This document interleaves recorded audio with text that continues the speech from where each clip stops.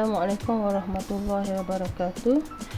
Pada sesi kali ini saya akan kongsikan bagaimana untuk menukar jawapan pelajar dari Google Form ke dalam bentuk dokumen. Tujuan dia adalah untuk memudahkan guru-guru untuk menanda dan menyimpan skrip jawapan pelajar dalam bentuk dokumen lah. Okey, pada sesi yang sebelum ni kita dah buat soalan dalam Google Doc dan serta dengan kod sekali, kita dah letak kod siap-siap. Okey, lepas tu kita dah bina soalan dalam Google Form. Lihat, kita dah bina soalan dalam Google Form. Seterusnya apa yang kita perlu buat ialah okey, kita pergi kepada Google Drive sejarah tingkatan 5 ni. Okey, pergi pada simbol tambah ataupun new, klik pada folder. Saya akan namakan folder ini sebagai jawapan murid sejarah tingkatan 5. Okey, saya klik. Okay, kenapa saya create folder ni? Tujuan dia apabila pelajar menjawab soalan dalam Google Form, apabila pelajar klik submit jawapan mereka dalam Google Form, secara automatik skrip jawapan pelajar tersebut akan masuk ke dalam folder jawapan murid sejarah tingkatan 5. Seterusnya kita pergi balik kepada Google Form. Okay, kita klik pada respon, klik spreadsheet dan kita perlu pilih respon destination. Di sini ada dua. Yang pertama ialah create a new spreadsheet dan yang kedua adalah select existing spreadsheet. Okey, existing ni maksudnya spreadsheet yang kita dah sedia ada. Okey, yang ini create new spreadsheet ni maksudnya kita buat spreadsheet yang baru, dan kat sini ni kita boleh rename juga, tapi saya tak rename lah, kita nak selaraskan dengan nama Google Form. Klik pada create.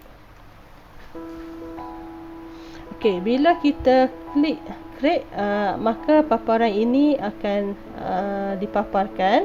Okey, jadi sini kosong. Kosong tu kenapa? Sebab masih belum ada lagi data dekat sini, kosong kan, ataupun tak ada lagi respon daripada pelajar. Okey, tak apa, tak ada masalah yang tu. Okey, langkah yang seterusnya, klik pada adds on. Okey, kita pergi kepada get add-ons. Kita cari AutoCAD. Okey, AutoCAD. Okey, kita klik pada AutoCAD dan kita klik install. Continue. Okey, klik pada email kita.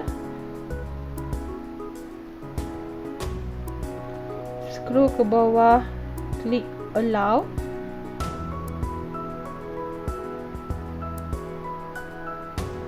Okey, klik done. Okey, maksudnya AutoCAD ini telah diinstal dalam Google Sheet. Okey, kita pergi sekali lagi add-ons, klik pada AutoCAD, klik open. Okey, kita klik pada new job. Okey, job name ni kita buatlah nama, contoh saya buat PPT sejarah tingkatan 5. Okey, next. Okey, ni dia kata choose template. Okey, kita akan choose template yang kita dah buat sebelum ni. Okey, template kita yang mana? Template kita adalah pada PPT sejarah kertas 2 yang kita bina dalam Google Docs, ya. Okey, klik pada from drive. Okey, kita cari. Okey, tak ada kan? Tak susah nak cari kan? Jadi kita pun type sahaja dekat sini.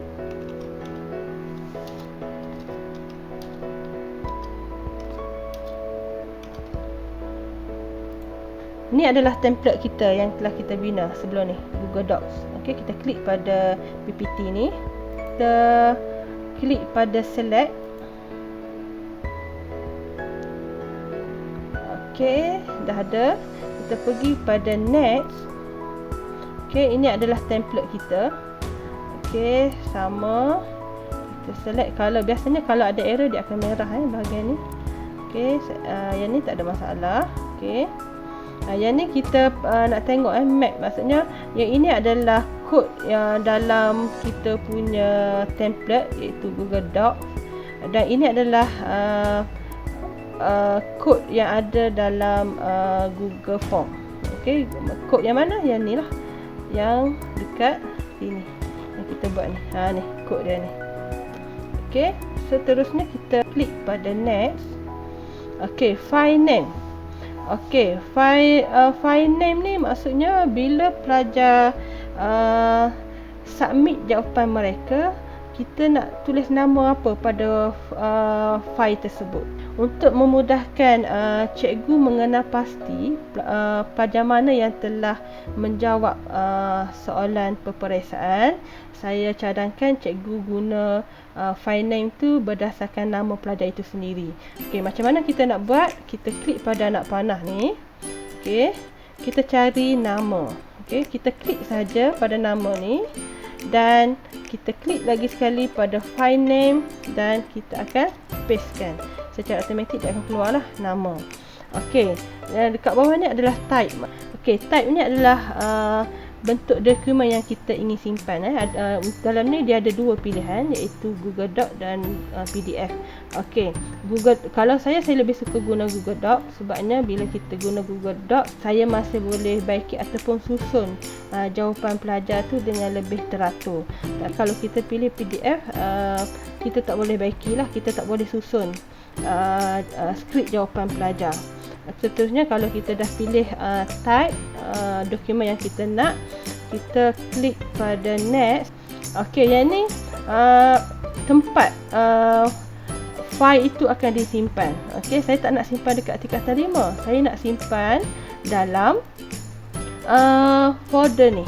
Saya nak simpan dalam folder jawapan murid sejarah tingkatan 5. Okey, jadi apa yang perlu saya buat ialah saya cari, okey ni, jawapan murid sejarah tingkatan 5. Saya hanya klik saja dan saya pilih select. Okey, jadi maksudnya setiap kali pelajar submit jawapan mereka, jawapan itu akan masuk ke dalam folder jawapan murid sejarah tingkatan 5. Okey, seterusnya kita klik next. Okey, yang ni kita klik next. Share doc and send email. Yang ni kita tak perlu buat masa sekarang, kita tak perlu. Kalau kita klik yes, maksudnya kita akan hantarlah skrip jawapan itu kepada siapa, kepada pelajar tu ke, boleh juga. Tapi buat masa ni kita tak perlu hantar, jadi kita hanya pilih no. Okey, dan seterusnya kita akan pilih next. Okey, add and remove job trigger. Okey, run on from trigger, saya akan klik yes. Okey, kita klik yes.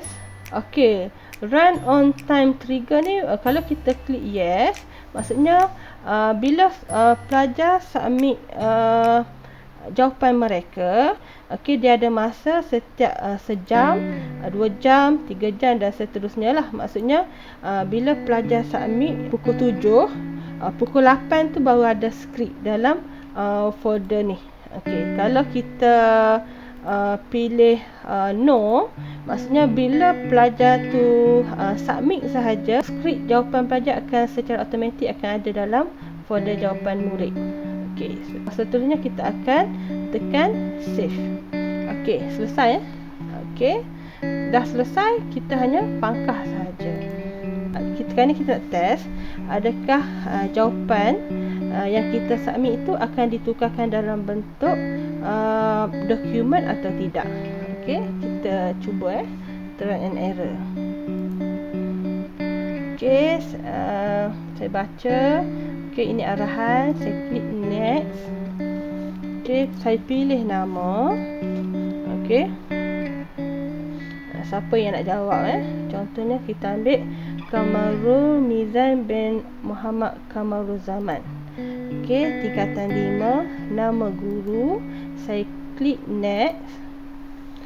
Okey, nyatakan undang-undang yang diperkenalkan semasa pemerintahan. Okey, satu markah kan. Jadi kita hanya perlu bagi satu poin sajalah. Okay, contoh saya bagi hukum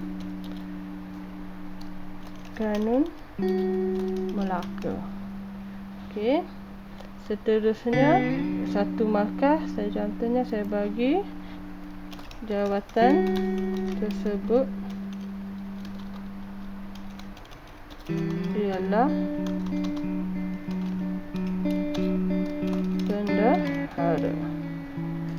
Okey.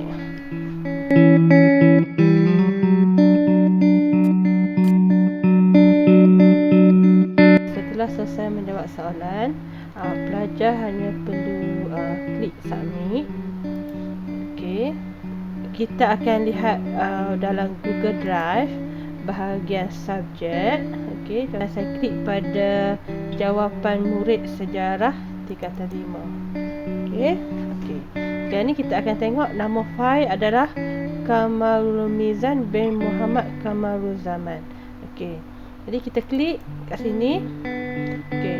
Jadi keluar nama Kamarul Mizan bin Muhammad Kamaruzaman. Okey, yang ni kalau dia terlalu panjang kita boleh baikilah yang ni. Sebab tu saya suka guna Google Doc lah.